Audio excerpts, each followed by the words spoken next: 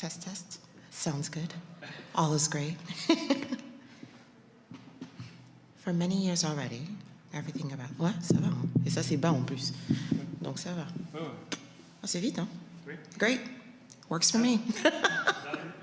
Check and thank you. Bah, ça va, bon, honnêtement. Ouais. Si vous êtes, ça va être une salle bien pleine. C'est... Avec le volume et tout. Ouais, c'est super. Hein? Super. Moi, c'est bon.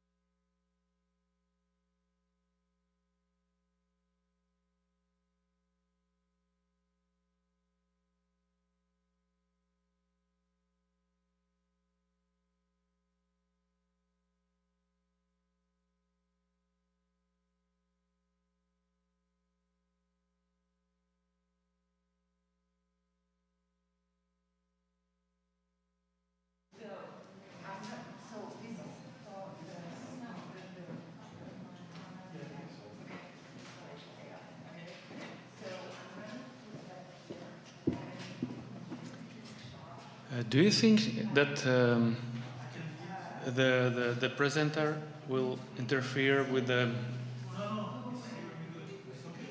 You think? Okay.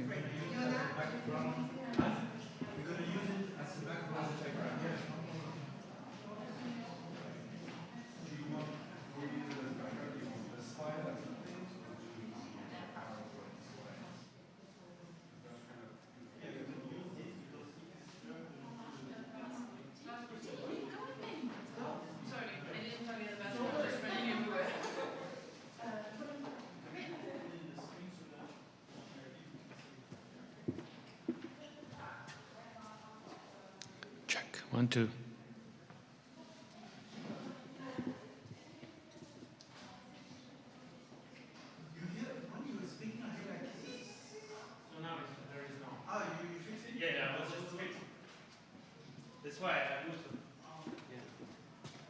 Bonjour mesdames et messieurs, le son est super. Ouais.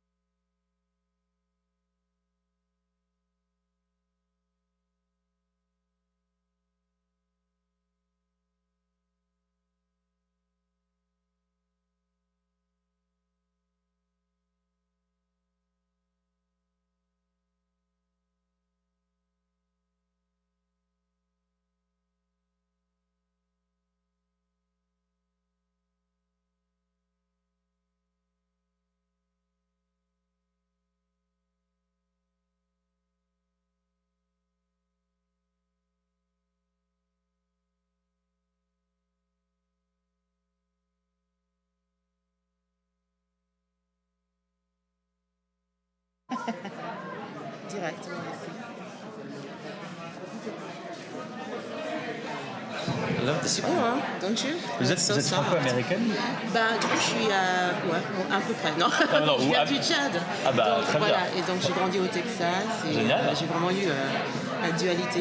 Mes parents m'ont mis dans une école missionnaire française. Donc, j'étais de maternelle 3 jusqu'à ma 3e. C'est génial. Exact. Super. Ils se sont mis où nos... Ils sont à l'entrée. Je ne sais pas. Mais très bonne question. Et la lecture, ça dure combien? À peu près 12 minutes. Ok. Ouais.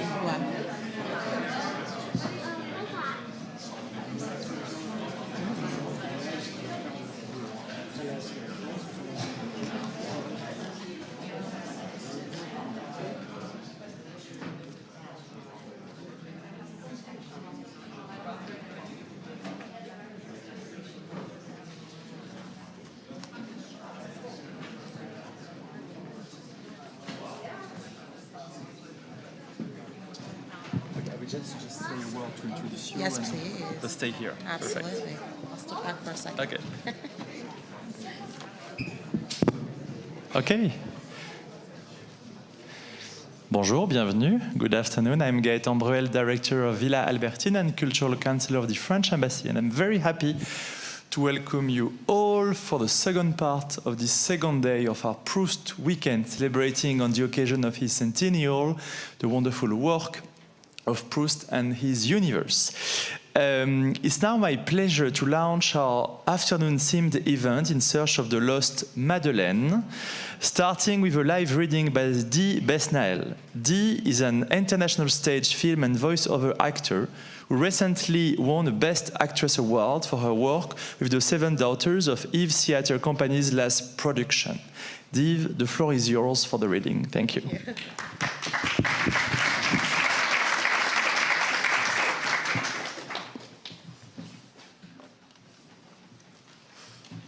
For many years already, everything about Combray that was not the theater and drama of my bedtime had ceased to exist for me, when one day in winter, as I returned home, my mother, seeing that I was cold, suggested that, contrary to my habit, I have a little tea. I refused at first, and then, I do not know why, changed my mind. She sent for one of those squat, plump cakes called Petites Madeleines that look as though they have been molded in the grooved valve of a scallop shell. And soon, mechanically, oppressed by the gloomy day and the prospect of another sad day to follow, I carried to my lips a spoonful of the tea in which I had let soften a bit of Madeleine. But at the very instant when the mouthful of tea mixed with cake crumbs touched my palate, I quivered, attentive to the extraordinary thing that was happening inside me. A delicious pleasure had invaded me, isolated me, without my having any notion as to its cause. It had immediately rendered the vicissitudes of life unimportant to me, its disasters innocuous, its brevity illusory, acting in the same way that love acts, by filling me with a precious essence, or rather, this essence was not merely inside me, it was me. I had ceased to feel mediocre, contingent, mortal. Where could it have come to me from, the powerful joy? I sensed that it was connected to the taste of the tea and the cake, but that it went infinitely far beyond it, cannot be the same nature. Where did it come from? What did it mean? How could I grasp it? I drink a second mouthful, in which I find nothing more than in the first, a third that gives me a little less than the second. It is time for me to stop. The virtue of the drink seems to be diminishing. Clearly, the truth I am seeking is not in the drink, but in me.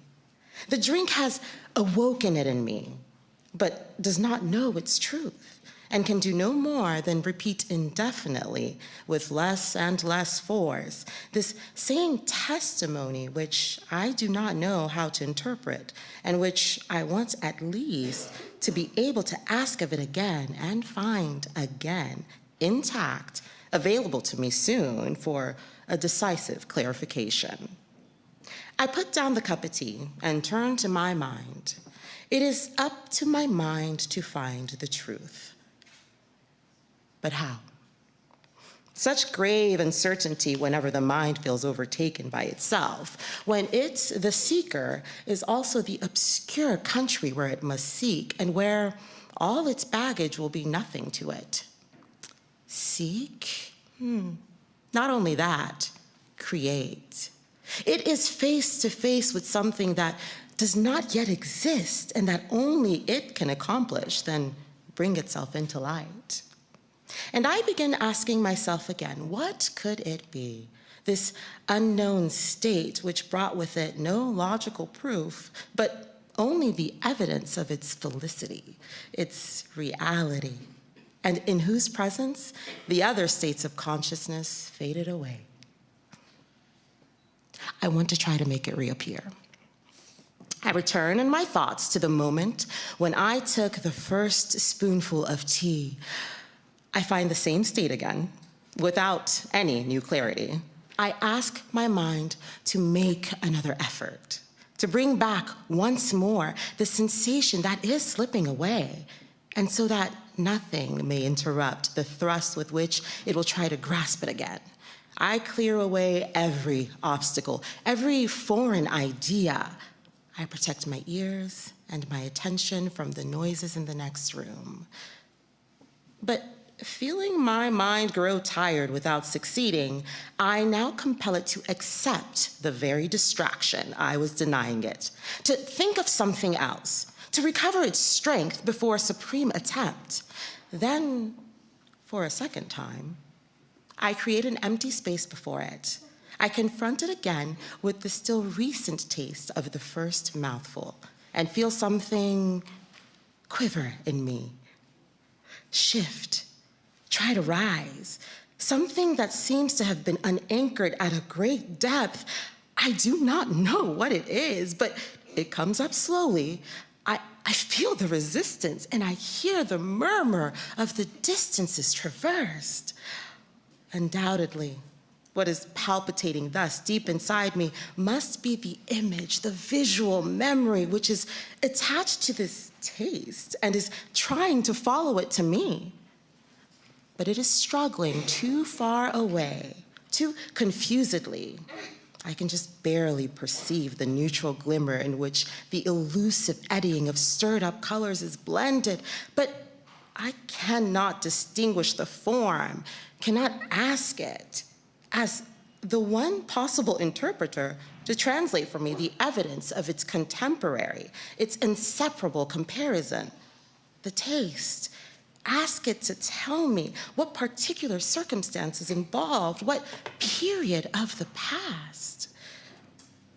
Will it reach the clear surface of my consciousness, this memory? This old moment, which the attraction of an identical moment has come from so far to invite, to move, to raise up from the deepest part of me? I don't know. Now, I no longer feel anything. It has stopped, gone back down perhaps. Who knows if it will ever rise up from its darkness again? 10 times I must begin again, lean down toward it, and each time, the laziness that deters us from every difficult task, every work of importance, has counseled me to leave it, to drink my tea and think about only my worries for today, my desires for tomorrow, upon which I may ruminate effortlessly. And suddenly, the memory appeared. The taste was the taste of the little piece of madeleine which on Sunday mornings at Combray, because that day I did not go out before it was time for Mass, when I went to say good morning to her in her bedroom, my Aunt Léonie would give me after dipping it in her infusion of tea and lime blossom. The sight of the little Madeleine had not reminded me of anything before I tasted it. Perhaps because I had often seen them in those shops, the pastry shops, on the shelves, and their image had therefore left those days of Combray and attached itself to others more recent. Perhaps because of those recollections abandoned so long outside my memory, nothing survived. Everything had come apart. The forms and the form, too, of the little shell made of cake, so fatly sensual within its severe and pious pleading, had been destroyed or, still half asleep, had lost the force of expansion that would have allowed them to rejoin my consciousness. But when nothing subsists of an old past, after the death of people, after the destruction of things alone, frailer but more enduring, more immaterial, more persistent, more faithful, smell and taste still remain for a long time. Like souls, remembering, waiting, hoping upon the ruins of all the rest, bearing without giving on their almost impalpable droplet the immense edifice of memory. And as soon as I had recognized the taste of the piece of Madeleine dipped in lime blossom tea that my aunt used to give me, though I did not yet know and had to put off to much later discovery why this memory made me so happy, immediately, the old gray house on the street where her bedroom was came like a stage set to attach itself to the little wing opening onto the garden that had been built from my parents behind it.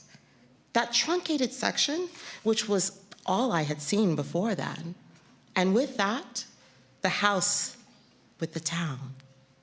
From morning to night in all its weathers, the square where they sent me before lunch, the streets where they sent me on errands, the paths we took if the weather was fine.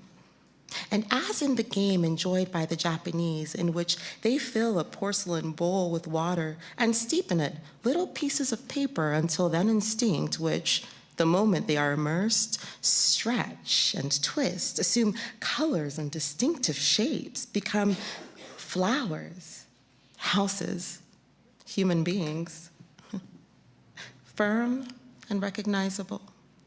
So now, all the flowers in our garden, and in M. Swan's park, and the water lilies of the Vivonne, and the good people of the village, all of them in their little dwellings, and the church, and all of Combray and its surroundings, all of this, which is acquiring form and solidity, emerged, town and gardens alike, from my cup of tea.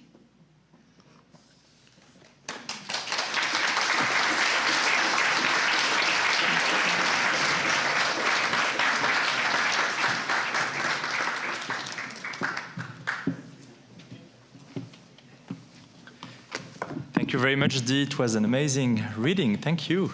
And now I'm happy to present to you Adam Gopnik, if there is any need to present him, who will discuss the link between food and memory with three incredibly talented pastry chefs who have imagined their own version of Proust Madeleine. Chef Eunjin Lee from Lycée. Lycée is a new pastry boutique inspired by three cultures, the French, the Korean, and of course the New York City one, and we are very happy to have her with us. Chef Jémy Leclerc, the executive pastry chef for La Durée, and for Boulu, Chef Sébastien Rouxel. So that we have three already legendary brands for pastry together, and I cannot wait to give the floor to Adam. Adam, I just want to say that you have been writing for the New Yorkers in 1986, and during these 3 decades at the magazine, you have published hundreds of essays from personal memoirs to reviews and profiles, along with much reporting from abroad, always as fiction, humor, and art criticism. Your book, The Table Comes First, addresses the philosophy of eating, and you were made an officer in the Legion of Honor quite recently. Your upcoming book, The Real Work, will be released in March of the next year, and I think you're about to say a word about it. Adam, the floor is yours. Thank you. Thank you. Thank you.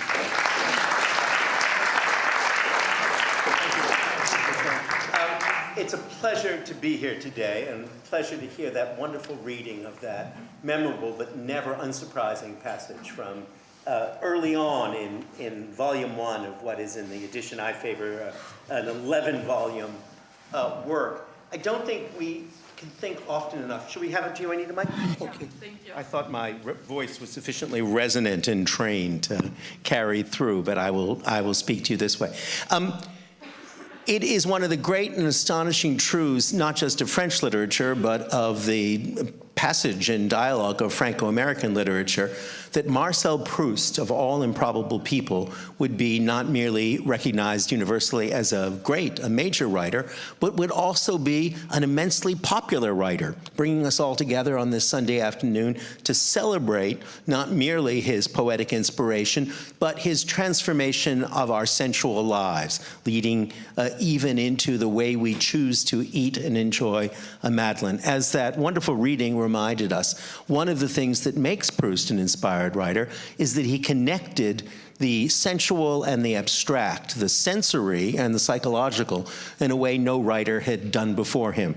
And one of the things we relish, I think, and when we read Proust, is his double ability to render the particulars of the world utterly tangible, utterly real, utterly particular, and at the same time to connect those things, like the taste of tea and the very last crumble of a Madeleine, to a much larger structure of individual psychology, and eventually, as we unfold the book, or as then book unfolds us, a whole philosophy of time. I would hardly dare to get in the ring with Mr. Proust, to borrow a metaphor from Hemingway for a moment. But one of the things I think that's significant about any giant, any major writer, as Proust is in so many of our lives, is that they give license and permission to those of us Lilliputians who dance at their feet to explore avenues and ways of feeling and thinking that they have opened up for us. So I thought I would, if you would tolerate, read you a passage from my new book, which this will be the first time I have ever read out loud from it. It's still in Bound Galley. It will be published officially in March of the coming year, at which point, if you go to any bookstore from Altoona to Austin, you will bump into me with a crowd of perhaps 5 people desperately reading this book over and over again. As any of you know who are writers, that is a writer's fate in America. But I wanted to read you a section from it exactly because it suggests how the Proustian idea that tastes, and particularly the tastes of pastry and bread, are intimately tied to our memories, our childhood memories, and to our feelings about our family, and in particular about our mothers, how evident that can remain. This is a piece I wrote called Baking, a chapter in the book called Baking, that's very much about my Canadian mother and her attempt, her quixotic attempt, to teach me to bake. My mother has always been an expert, in-depth explainer, although her children have known to run for doors and leap out windows when she starts to say, well, studies show that. And my mother now explained what yeast was to me.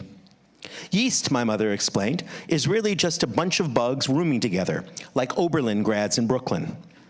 Eukaryotic organisms of the fungus kingdom, king of mushrooms.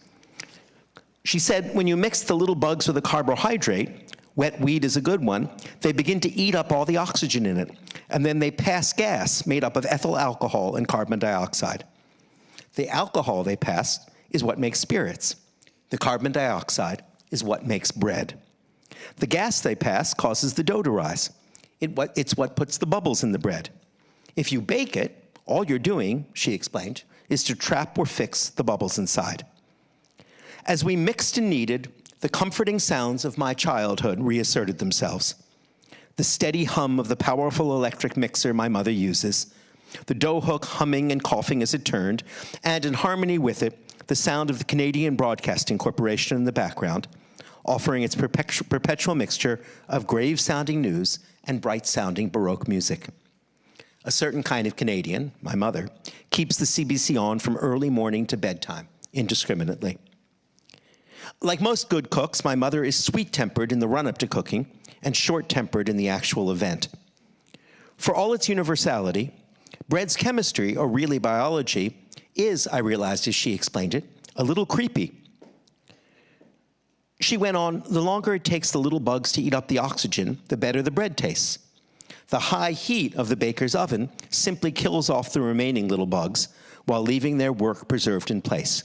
It's all those carbon dioxide bubbles which become fixed as the nice spongy holes of the crumb of the bread. The tasty bits of your morning toast, I realized, are all the tombs of tiny dead creatures.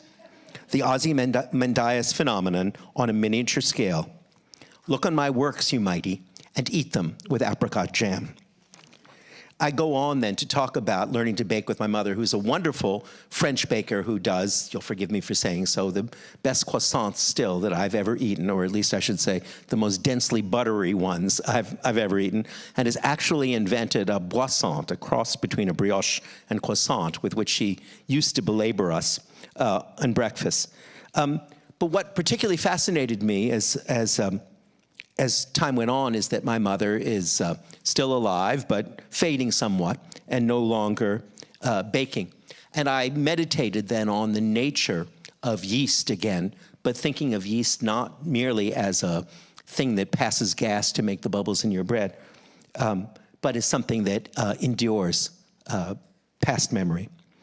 I wrote not long ago, as I was finishing this book and talking to my parents in a pain-stumbling manner, I began to think about the sourdough starter that my mother had cultivated for all those years. She's been keeping a sourdough starter, as bakers do, a mother, for as long as she's been my mother, at least, which is 60-plus years. What would become of it when she was no longer there to make it or use it, I wondered. And then, speaking to a scientist expert in all things yeast, I found out something startling and oddly comforting. Not only does sourdough starter live forever, yeast begetting yeast, like one of those chains of generations in the Bible, but the traces of DNA from bakers long gone remain fertile within the starter. The schmutz is still present generations later. It is the traces that doubtless make the flavor. I recalled asking a gastronome what accounted for the extraordinary and distinct flavor of the smoked brisket at Schwartz's Delicatessen in Montreal. The schmutz in the smoke room. He said bluntly, schmutz is Yiddish for dirt. It was true. Once the back room was cleaned out, the savor and intensity of whole peppercorns was gone. Our mother's fingers stumble, oh, and I should add perhaps too, because it was a fascinating thing that I found out that you can trace on the hands of French bakers in provincial villages, DNA of sourdough that's at least 200 or 300 years old. It still is vital on their hands. It has been passed down from one generation of bakers to the next. Our mother's fingers stumble as she ages, yet our mother's hands live on. Shakespeare put his trust to immortality variously in marble monuments and rhymes. What will survive of us is love, another more famously sour poet told us, Philip Larkin, a claimed hedge to be shored by a sequence of almost. The truth is simpler. What will survive of us is sourdough starter. What will survive of us is schmutz. But then sourdough starter and schmutz, being living, however lowly their life may be, are perhaps a safer guarantee of eternity than all the marble monuments in the world. That's my own little Proustian meditation on bread and yeast. And as you can see, and as I think is probably true for everyone in this room, our first sensory and taste memories are inexorably tied up with our childhood memories of mothers and fathers, grandmothers and great aunts, great uncles, and older brothers who first introduced us to the sensory world. So blessed to be on the stage with these master bakers. I wondered if I could ask each of you what your primary original memory of taste and baking is that takes you back to your childhood as my mother's sourdough took me. So for me, Is that on? Here, take mine. Yeah. maybe better. Sorry. For me, actually, it goes back when I was 5 to 6 years old. And it was from my dad who started baking my birthday cake every year. I think for like 10 years.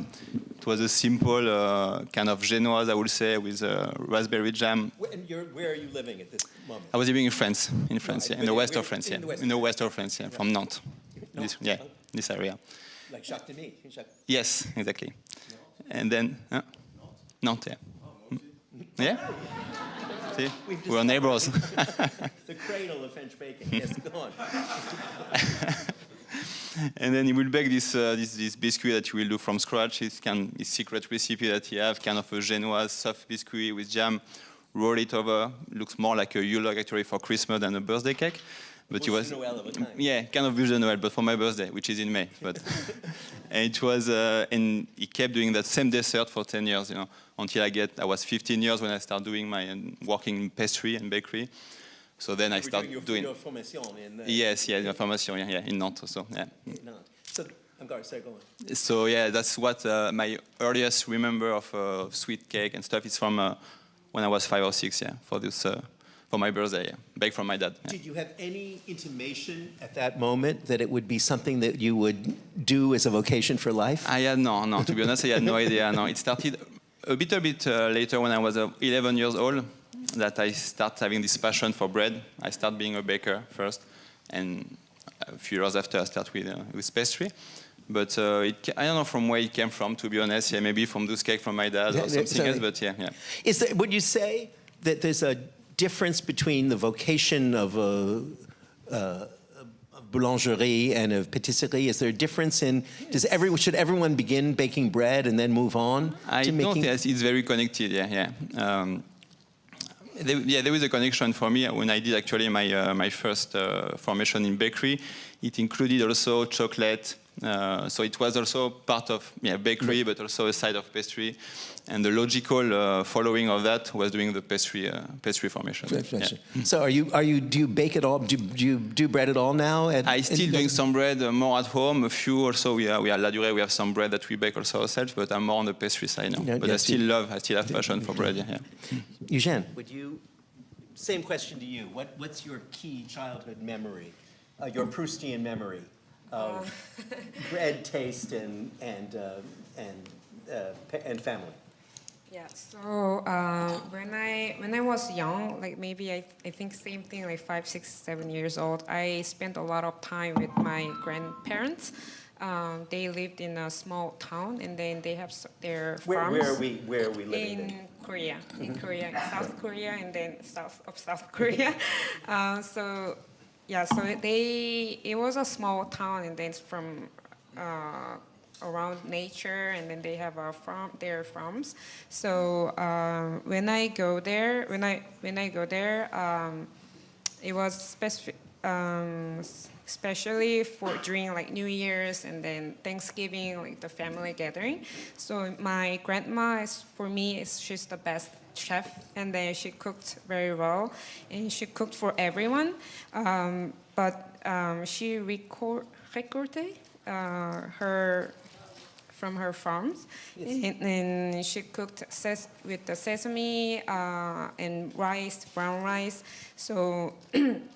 I had a fun to help her, and then made some little sweet treats for everyone. So she toasted the brown rice and then rice in sesame buckwheat, and we made a caramelized stuff. So it's a little small pieces. Like a bonbon. Yeah, like a bonbon. So it's called kangjong in Korean.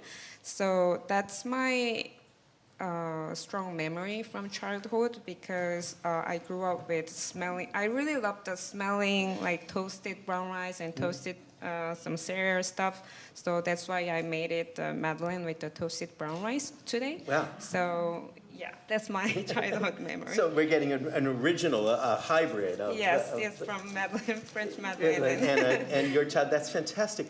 Tell us a little bit, if you would, about, because you work as a kind of trilateral hybrid baker in New York and participating in many traditions. Growing up, was there an indigenous and Asian Korean tradition of baking of the kind of the French tradition? emphasizes? At the period, not at all. And then right now we have a lot of like French chef and then European style pastry in Korea, but at that moment, no. But I really love baking and pastry. So that's why I dreamed to be a pastry chef, and I wanted to go to France. So when I was 18 years old, I moved to France by myself. That was a courageous. Yeah, I say bye, mom and dad, and then I left to France. I left Korea, and then I grew up in France for professionally from 2006 to 2016, so around 11 years. And then 2016, I moved to New York to be executive pastry chef at 2 Michelin star restaurant. And then now... Which one was that? Cheongsik. It's Cheongsik, yes, Korean yes, fine yes. dining restaurant in Tribeca. And this year, I opened my own pastry shop, Lise, in Flatiron. So this year in June. It's been 6 amazing. months. Did you speak French when you went to study in France? Just bonjour, je m'appelle Angie, je suis coréenne, ouais, c'est tout. So you attended school and did your formation in baking, and you had to learn your French at the same time. Yes. So before leaving Korea, I learned French a little bit in the French Institute. But when I arrived in France, for me, everyone was so nice, and I learned a lot from just speaking with them naturally, and then, yeah. That's amazing. That's courageous and amazing to have done it. Sebastian, the same question to you. Same question. Hello, everyone. Thanks for coming. Excited to be talking about Proust. I have to say, I like the Corinet, which was the long Madeleine, which was easier to dip in your coffee or in your tea. I like those better, I'm sorry. So yeah. You have to do a new edition of Proust in which I do, yeah. I'm going to prove to him that the Corinet is easier. No, I came, obviously I come from France. I moved here for, 26 years ago. My grandma is my inspiration. She was an amazing cook. My mom was terrible, so we used to cook at my grandma. She was teaching me how to do stuff. My aunt had a restaurant across the street. In Nantes? In Nantes, yeah. So I spent a lot of time there, and I was not the brightest at school. So one day my dad says to me, if you can't use your head, you're gonna have to use your hands. And from that day, I said, okay, I'm gonna go in a restaurant and do the best that I can. And then I became a pastry chef. That's where I am today. I moved to the United States and with no expectation to come here, and then here I am, 26 years later. And you did your formation in baking in Nantes as well. Yeah, in like Nantes, Jimmy. yeah, as well. Yeah. In a school or with a baker, as an apprentice to a baker? Well, we do the same thing. We have apprenticeship, which you spend 1 week at school and 3 weeks in a company. So you do that for 2 years, and then after that you pass your diploma, and then after that I did what they call BTM, which is another step. And then after that, at that time we had to do our military duty, and I actually wanted to quit the industry because it was so hard, and I was like, F that, it's just too much work. And then somehow I ended up at the Messe de l'Élysée, and to cook for a year, and then I'm like, I guess it's going to be my career forever then. I have always thought, because I've heard this same succession from many French bakers I know, that going into the military after baking all day must be very easy, actually. Oh yeah, for sure. I had it pretty sweet. We had to work from 6 to 2, and then after that we were free to do whatever we wanted. Right. Yeah. So it was nothing. It was nothing. Nothing. We were going out every night. I worked in a 3-star French kitchen for a couple of weeks for my own amusement when I lived in France, and I could not get over the degree of brutality involved in the transactions of the kitchen every day. Absolutely. Did you find that to be true as well, Jimmy? I think it changed a lot here. Like many years ago, 20 years ago, it was more brutal than now. Yeah, it's a bit more. But yeah. We were talking about passion before. You need to have passion for this kind of work. Yeah? To wake up at 4 a.m. every day is not something that everyone can do, I guess. Yeah. and long hours standing. So yeah. And a master who's hyper exacting. The teacher, the baker is hyper exacting. Yes, always wants it perfect. Yeah, yes. So there is a lot of pressure. Yeah, for sure. Yes, like I said, did you have the same? Same thing. Yeah, there's a lot of discipline. Yeah. That's what we learn in the army is discipline and teamwork. Working with your friends and your teammate, because at the end of the day we can't do it by ourselves. To be successful, you need to have a team that works with you. Yes, I've always had the sense too that doing pastry or doing bread baking is, would you agree, the most exacting of all of the culinary arts, because there's no place in it for a mistake. You can't spill in a little too much of this or that. It's almost has the exactitude of chemistry or of a science. Absolutely, yeah. But I think the best way to learn is to make mistakes, so you learn from your mistakes, and then it makes you better.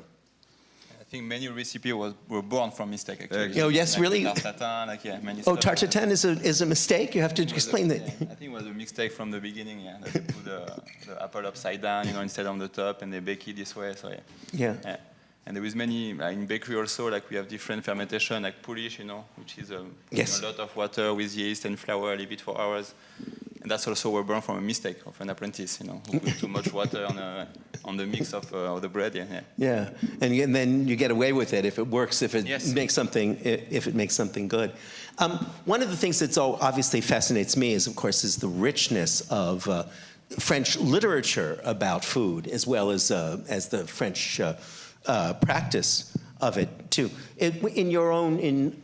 This is obviously for all of you. In your formation as a baker, did you read much? Did you ever have an opportunity to read Proust or to read more broadly about the art of baking and memory of baking, or were you focused on the profession of it?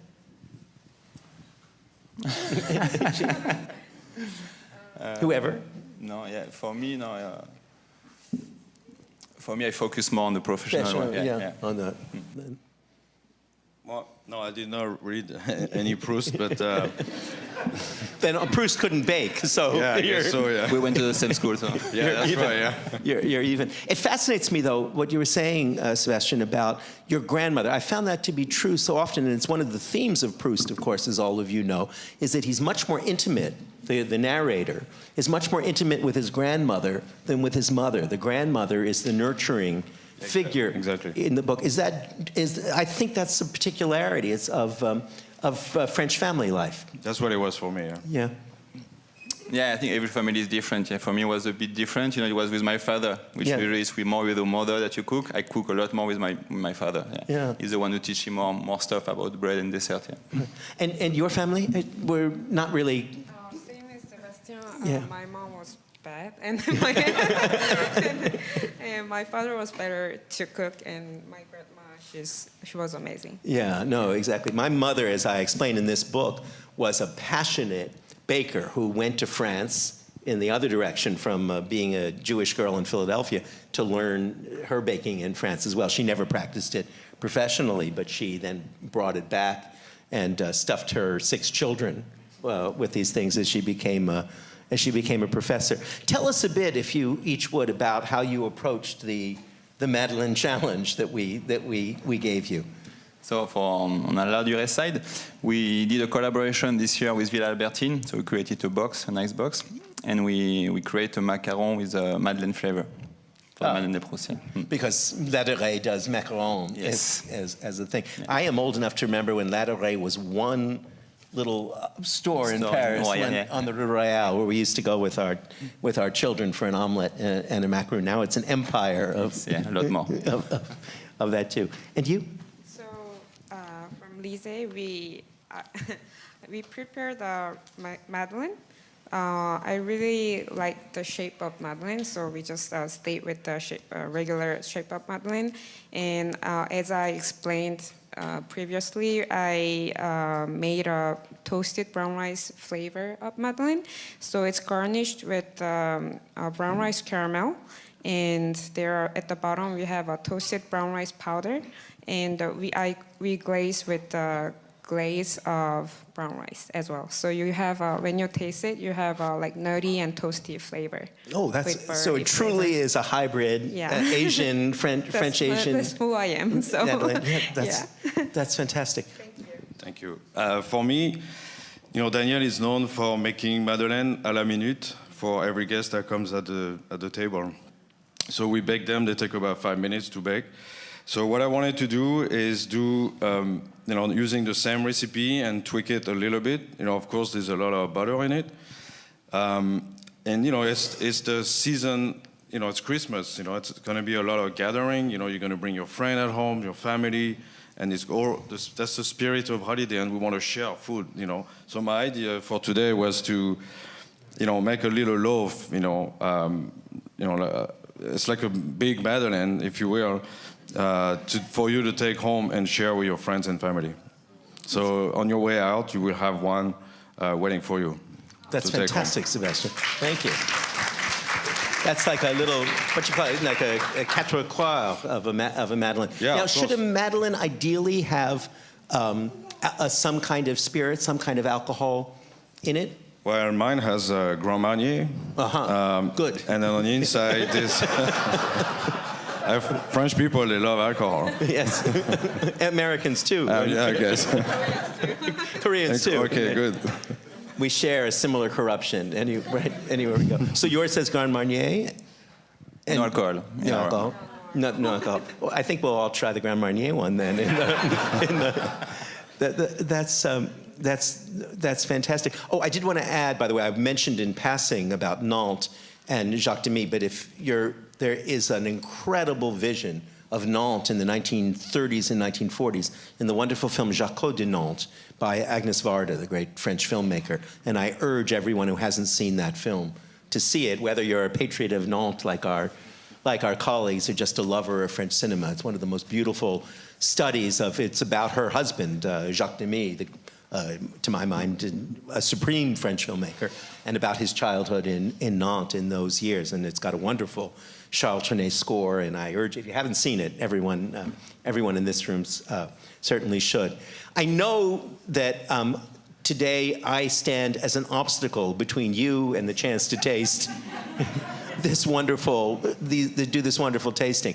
But let me elongate the obstacle a little bit longer, just by asking if you have questions for any of us, or for Dee, or for myself about Proust and the psychology and alchemy of the Madeleine. Any question on any Proustian topic is welcome, or any baking topic for that matter. Yes, lady here. I have a question about the Madeleines to all the chefs. What's your favorite way to eat a Madeleine? What would you carry? I'll repeat the question if you couldn't hear it. The question is for all of our chefs. What's your favorite way to eat a Madeleine? And in Proust, of course, he dips it in tea, and that's one way. But do you have a favorite way, or should it not be corrupted? Should baking not be corrupted by liquid of any kind? For me, it will be like Sebastian was saying, à la minute, because you keep the freshness of the Madeleine and dip in hot chocolate.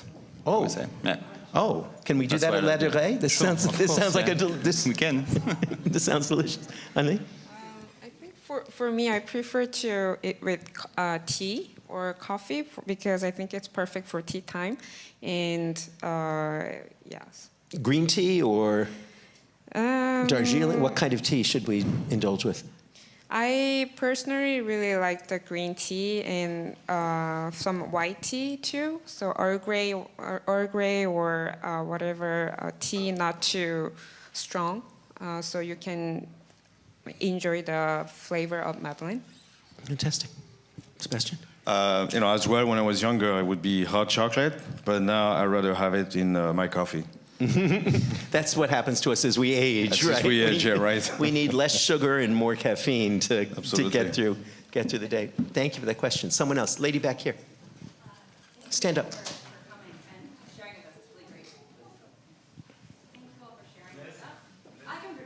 Yeah, project and I'll repeat. I'm curious, being Proust's favorite artist was Vermeer, and how he kind of encapsulated and romanticized the everyday from a woman like pouring milk into a jug. Culturally, was the Madeleine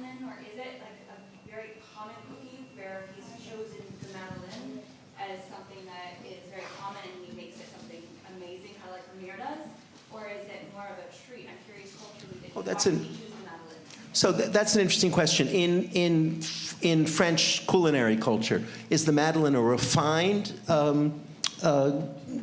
treat, or is it a completely commonplace treat? I mean, if your point is that if you were writing about a chocolate chip cookie in America, you would understand that it was completely popular, whereas if you were writing about a Madeleine, you'd know it was something refined.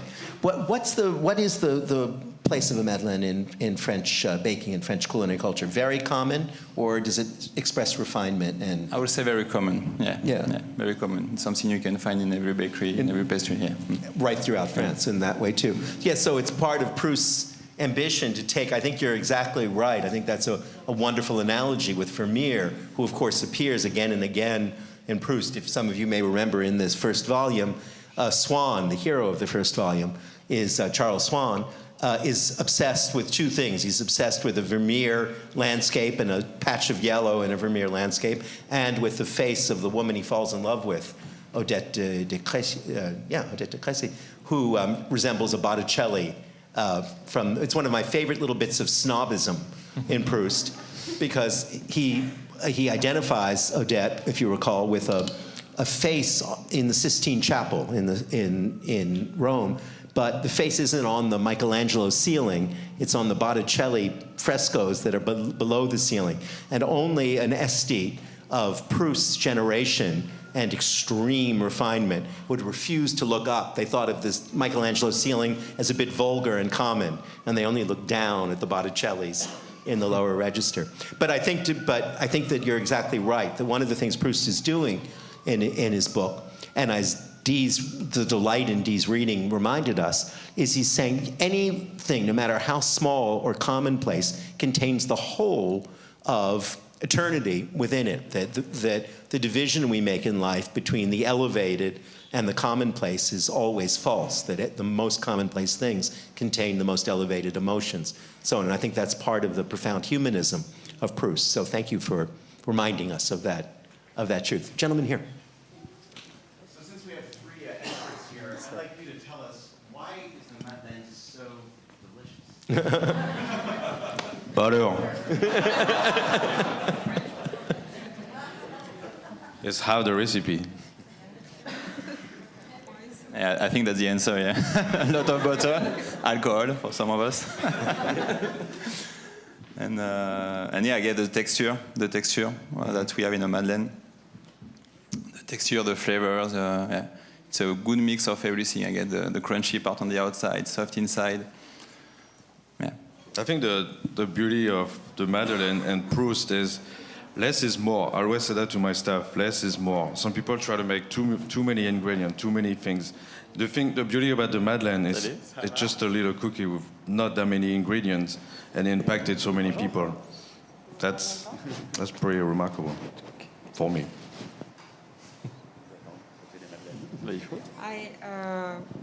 I love Madeleine when it comes out from the oven, and when you bake the Madeleine, it smells really good.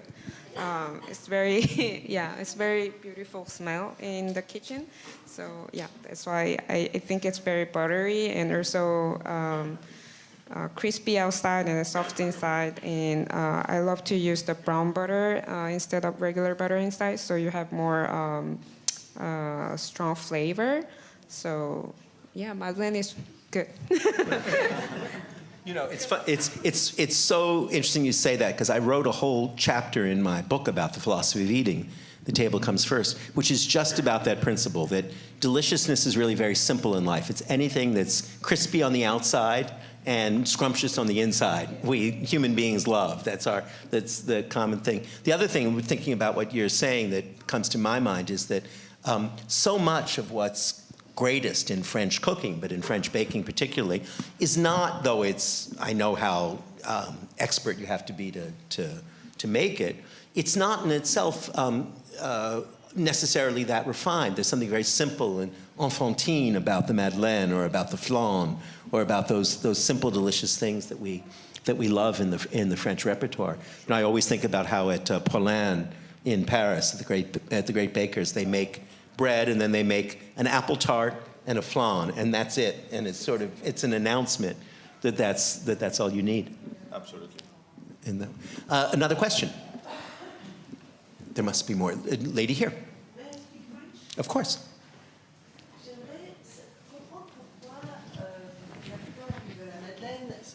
Représente une coquille Saint-Jacques. Pourquoi la Madeleine a la forme d'une coquille Saint-Jacques? Does everyone understand the question? The lady is asking. She'd like to know why the Madeleine has the form of what we would call a scallop, of a coquille Saint-Jacques. Why does it have that shell form imprinted on it? And if you can't answer this question, you'll be deported back to France. Because I have no idea. Why? Do you know, Jim? Yeah, the same answer as my colleague. I don't know. No clue.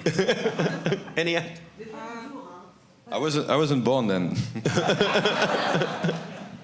Does anyone? I'll open it up to. Does anyone have a theory about why that is? I know that the reason it does is because the tray you bake it in has that form. But as you can see, I have limitless theories, though very little information about all of these questions.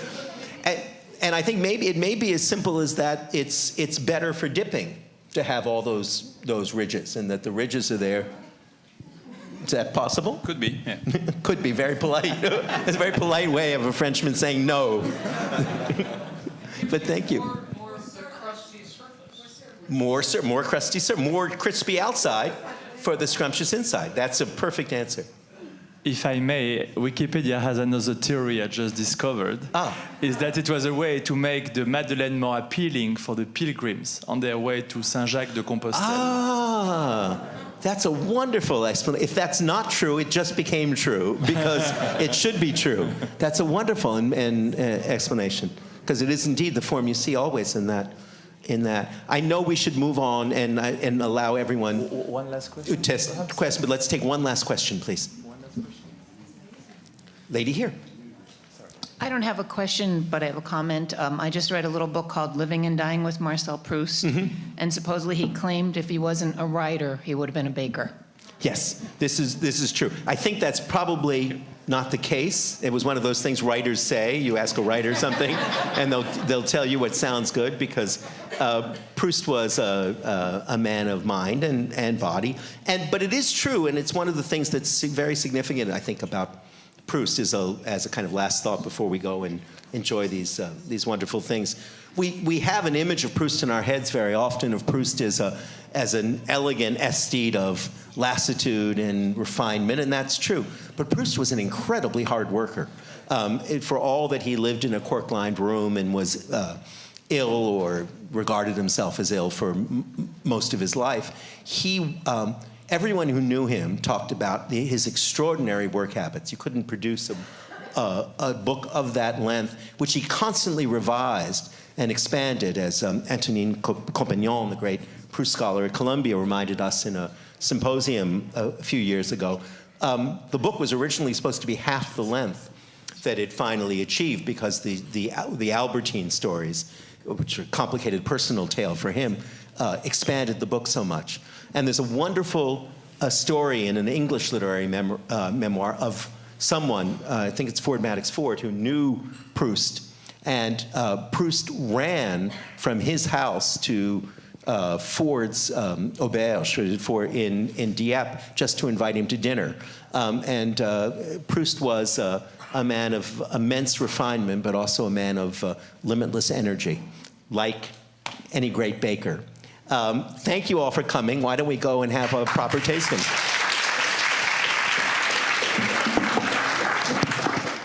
I just want to say thank you to you four, to say that we are very happy to be with Elisabeth Holder, the CEO of La Durée, and I just want to say that it was particularly relevant for the centennial of Marcel Proust, but also for the anniversary of La Durée, 160 years of pastry in France and now in the US, that we started this limited edition about this Madeleine-flavored macaron.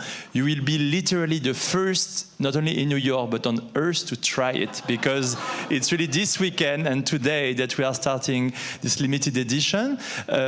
So beyond the tasting of this macaron, you will be able to buy it if you wish, either at the bookstore or at the La Durée locations or online, but just in the next few weeks, because once we have been at the bottom of the stock of the Albertine box, it won't be done again. I just want to say that we are very lucky to have also, thanks to La Durée, not only hot chocolate to dip the Madeleine in it, but also tea, of course, linden herbal tea, like in La Recherche.